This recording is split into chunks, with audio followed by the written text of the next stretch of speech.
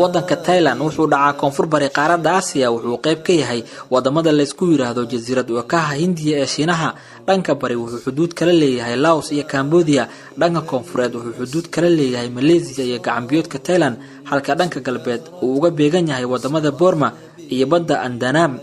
dadka ku dhaqan waddanka tiradoodu waxay gaaraysaa 45 milyan oo qof muslimiinta ayaa waddankan ka ah 10% ilaa 15% dadkaas muslimiinta asalkood wuxuu ka soo jeedaa gobolka lagu magacaabo Fadaan amba Bataan oo dhaca koonfurta waddankaas Thailand wuxuu ahaa waddan muslimiintu ay leeyihiin muddo qarniyo ah shariicada islaamka ayaana lagu maamulayay balse duulaano ay qaadeen diinta ayaa sababtay in muslimiintu aqaliyad ku noqdaan waddanka halka gaaladu aqlabiyada ay noqdeen sidaas oo ay tahay muslimiintu wali waa kuwa saameyn amni iyo mid dhaqaale ku leh waddanka inkastoo duulaan dhan walba ah ay wajahayaan gobolka Fadaan amba Fadaani ee dhaca koonfurta waddanka Thailand ayaa leh taariikh ah oo iftiimaysa wuxuuna mar hoy u ahaa boqortooyo islaami ah gobolkan wuxuu dhacaa inta u dhaxaysa wadamada Malaysia iyo Thailand dadka degan waxay ka soo jeedaan qoomiyadda Malayu oo ah dadka ugu badan ee ku nool waddanka Malaysia muslimiinta Thailand ayaa ku hadla isla luqadda Malayu balse qoraalada ay u adeegsadaan xuruufta Carabiga tirakoobidii ugu dambeeyay ee laga sameeyay waddanka ayaa sheegaysa in cadadka muslimiinta Thailand uu u dhaxeeyo 7 milyan ilaa 10 milyan oo qof tusaale ahaan gobolkan ay degan yihiin iyaga ayaa ka ah 80% laakiin muslimiintu waxa kale oo ay degan yihiin bartamaha iyo waqooyiga muslimiinta degan waqooyiga Thailand asalkoodu waa Shiineys halka muslimiinta bartamaha degan ay ka soo jeedaan Hindiya, Cambodia, Indonesia, Iran iyo Carabta website-ka rasmiga ah ee hay'adda CIA-da Mareykanka ayaa warbixin uu daabacay sanadii 2008 wuxuu ku sheegay in tirada muslimiinta Thailand ay sii kordhayso daafaha waddanka Thailand waxaa ku yaala 2500 masaajid iyo goobo lagu dukado oo muslimiintu ay leeyihiin magaalada Bangkok ee caasimadda waddanka ah waxaa ku yaala hal markas iyo masjid weyn oo muslimiintu ay leeyihiin ururo iyo jamciyad islaami ah oo muslimiintu ay gacanta ku hayaan ayaa ku faafsan meelo badan oo ka tirsan waddanka waxaana jiro cadaadis daran oo muslimiintu ay kala kulmayaan gaalada buudiinta oo ah aqlabiyada waddanka isla markaasna ah kuwa talada waddanka haya muslimiinta Thailand waxay wajahayaan caqabado dhowr ah oo uga imaanaya dhanka dadka gaalada buudiinta ee dhulkooda ixtiraalay waxaana caqabadahaas ka mid ah maamulayaasha waddanka oo qaaday ololo ay ku daciifinayaan awoodda muslimiinta waxaa la bedelay magacyadii muslimiinta ee gobolada waddanka dumarka ayaa loo diiday inay xirtaan xijaabka sharciga ah dowladda Thailand ayaa kumanaan buudiin ah waxay u rartay gobolka Fadaan si halkaas ay uga sameeyso deegaameed sharci darro ah oo lagu doonayo in wax looga bedelo hab deegaanka gobolka oo muslimiintu aqlabiyad ay ku yihiin They're all over. I would say like 90% of all the villages has a cell. People in the local area knows them. People in the villages know them because when they bury their bombs, the IEDs. Ragga dagaalyahanada meel walbo ay goboladan ka mid ah way joogaan. Dadku way yaqaaniin. Dadka tuulooyinka ku dhaqan iyo dhammaan inta deegaanada ku nool way yaqaaniin. Sababtoo ah marka ay miinooyinka duugayaan iyo marka ay qaraxyada la beegsanayaan gaadiidka dawladda waxay diyaarinayaan dadka oo daawanaya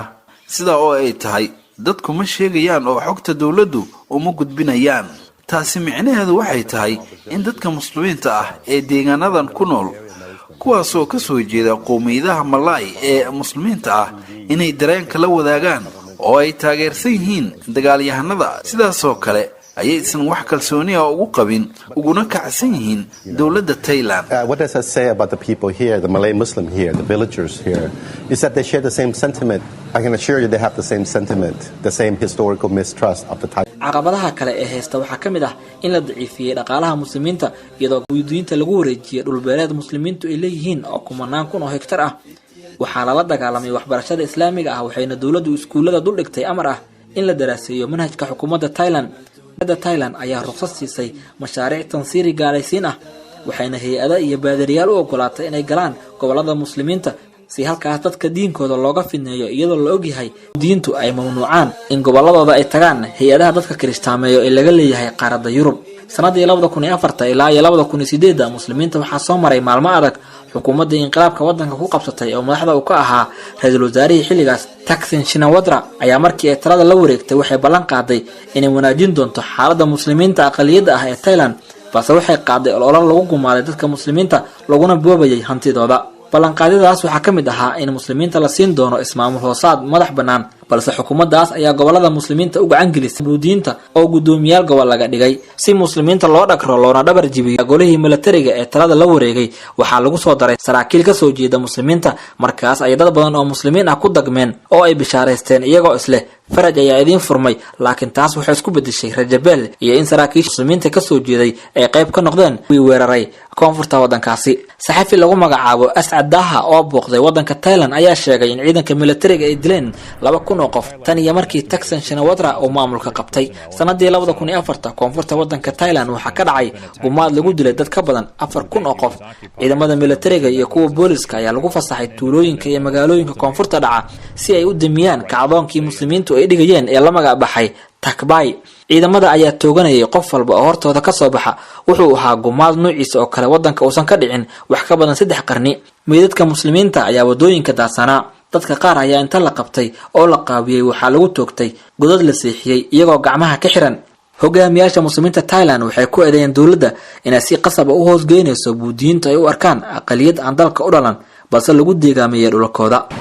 The Thai kingdom came here, fought a war and turned the area into a province of the Thai state, and there's been a movement since then. In the last 20 or 30 years, boqortooyada Thailand ayaa xilli sii horeysay gobolkan ku soo duushay oo qabsatay waxayna xoog uga dhigtay mid ka mid ah gobolada Thailand wixii xilligaas ka dambeeyayna dhaqdhaqaaqyo gobonimo doon ah ayaa goboladani ka bilowday tobannaankii sano ee la soo dhaafay dadka muslimiinta ah ee ku dhaqan goboladan ma aysan helin wax cadaalad ah haddii ay ahaan lahayd dhanka maamulka siyaasadda ama dhaqaalaha arrintaas waxay keentay in dadka ku dhaqan 3 gobol muslimiintu ay degan yihiin ay dareemaan inay yihiin muwaadiniin heerka labaad ah oo laga farmaroojiyay xuquuqdii ay dhulkooda ku lahaayeen which made people in the 3 southern provinces think of themselves as second-class citizens. waxa ugu daran ee Thailand ee ka carota ayaa ah baaqyada ka imaanaya bulshada muslimka ah ee dalbanaya in dib loo soo celsho boqortooyada islaamiga ah ee Fadaan gabood falada iyo tacadiyada loo geysanaya muslimiinta ayaa ah kuwa aan qiyaas lahayn dawladda Thailand waxay sheegtaa inay ixtiraamayso xuquuqul insaanka iyo xurriyadda dadka balse sheegashadaas ayaa ah mid been ah marka loo eego waaqica ka jira dhulka iyo sida ay u gumaadayso dadka muslimiinta ah ku soo dhawaada wadanka dhoola cadeynta iyo farxadda Thailand erayadaas waxay ku qoran yihiin boorar lagu xardhay wadada aada garoonka diyaaradaha caalamiga ah magaalada Bangkok ee caasimada u ah wadanka Thailand laakiin farxadi kama jirto dhulalka muslimiinta oo isku bedelay mucaskaraad dadka lagu tacdiibiyo sidaas waxa yiri saxafiga Ascad Daha oo booqday Thailand sanadii 2004 markii uu dhacay gumaadkii caanbaxay ee kacdoonka muslimiinta lagu damiyay dad badan oo ka badbaaday xasuuqii muslimiinta loo geystay ayaa sheegay inay u soo joogeen dhimasho iyo baaba loo geysanaya ehelkooda welina waxaa maankooda ka go'ila gumaadkii ay kaceen muslimiinta لم أستطيع إنقاذ أخوي شهدت قمع مظاهرة تاكباي واحتجزت في أحد المعسكرات ما أودن إن أن بدباديو ولا له وحنا أسو جوغي قمعنتي لغو سمينيي مظاهراتكي تاكباي وحنا ليغو حري نتكمده معسكراتك إذنك أو هالكاس وحا كجرتي فوضى درن وحنا ولدو الشيدة raadadkii ka dhashay gabood faladiina loo geystay oo aanan hilmaami doonin أحد المعسكرات كانت فوضى عارمة أحمل آثار عنف لا تنسى maqaal uu qoray saxafiga Maxamed Xamdi Ashaafici ayuu si qoto dheer uga taariikhiyay boqortooyadii islaamiga ahayd ee Fadaan amba Batani boqortooyadii islaamiga ahayd ee Fadani ay muslimiintu dhisteen qarnigii 8aad ee hijriga kadib markii uu diinta islaamka soo galay boqorkii xilligaas oo lagu magacaabi jiray Andarasari waxay ka talinaysay dhul masaaxadiisu ay tahay 50,000 oo kilomitir square ah saldanadii islaamiga ahayd ee Fadaan waxay ka koobneed ilaa 7 wilaayo baarayaasha taariikhda waxay sheegaan in sababta loogu magac daray Fadaan uu magacaas dib ugu laabanayo kelimada fadanah oo macnaheedu yahay aqli arrinkaas oo soo jiitay ganacsatada muslimiinta carabta ee isaga kala gooshi jiray badaha qaaradda Aasiya dhulkii boqortooyada muslimiinta ayaa ahaa mid hodan ku ah beeraha iyo dhaqashada xoolaha waa dhul kaymo ah oo aad u roob badan asal ahaan dadka boqortooyadaas raacyada u ahaa waxay ka soo jeedaan wadamada Singapore, Malaysia, Indonesia iyo Brunei islaamka ayaa gaaray dhulkaas qarnigii 5aad ee hijriga wuxuu ku gaaray ganacsato ka timid dhulka jasiiradda Carabta kuwaas oo soo mari jiray dalka Hindiya loo yaqaan kadibna u soo gudbi jiray jasiiradda Malayu culimadii waaweynaa ee boqortooyadii Fadaan ayaa u cilmi doonan jiray koonfurta wadanka Yemen gaar ahaan gobolka loo yaqaan Hadramaut dhibaatada muslimiinta Fadaan ayaa soo bilaabatay sanadii 1630 xilligaas oo boqortooyadii gaalada Buudiyiinta ay duulaan cagmarin ah ku qaaday muslimiinta balse iska caabin adag kadib ayaa la fashiliyay duulaankaasi.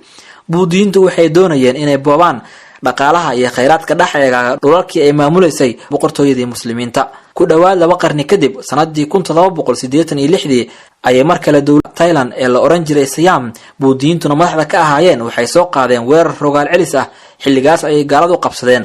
caasimadii muslimiinta Fadaani waxayna gubeen qalcadii militariga masaajidii iyo dhammaanba maraakiistii muslimiintu ay lahaayeen. taariikhda waxaa ku cad in ciidamada Buudiyiinta ay muslimiinta u geysteen gumaad arxan darro ah. 4,000 oo kamid ah muslimiinta ayaa la qafaalay waxaana lagu qasbay in iyagoo gacmaha silsilado uga xiran ay ku lageeyaan dhul masaafadiisu ay gaarayso 1300 oo kiiloomitir. kuwa badan ayaa u dhintay tacdiibin halka kuwa kale iyagoo qafaalan ay dowladda Thailand adoonsan jirtay ayna ku falan jirtay beeraha. sanadku markuu ahaa 1832 ayay dhacday boqortooyadii muslimiinta Fadaan halka sanadii 1902 Thailand ay ilaamisay inay xorriyad siisay muslimiinta. sanadii 1901 ayay dowladda Thailand iyo dowladda Ingiriiska waxay kala saxiixdeen heshiis lagu kala qaybsanayay dhulalkii ay ka talinaysay boqortooyadii Islaamiga ahayd ee Fadaan. muslimiintii dhulkooda la boobay gacmaha ma laaban ee waxay bilaabeen halgan ay isaga dulqaadayaan gumaystaha. sanadii 1960 waxaa la aasaasay jabhadda xureynta Fadaan taas oo ahayd jabhadii ugu horeysay ee dhidibada loo aasay tan iyo markii dhulalka muslimiinta la ixtilaalay. 8 sanadood kadib sanadii 1968 waxaa la aasaasay dhaqdhaqaaqa xureynta Fadaan waxayna dagaalyahanadii jabhadaas qaadeen weerar lagu laayay ciidamada Buudiyiinta. balse sanadii 1975 ay culamaa diinka iyo aqoonyahanada muslimiinta koonfurta Thailand waxay dhisteen xarakada Islaamiga Fadaan. sanadii 2013 Thailand ayaa ku dhawaaqday in heshiisyo xabad joojin ah ay la saxiixatay qaar kamid ah jabhadihii qowmiyiinta ee ka dagaalamayay koonfurta wadanka Thailand.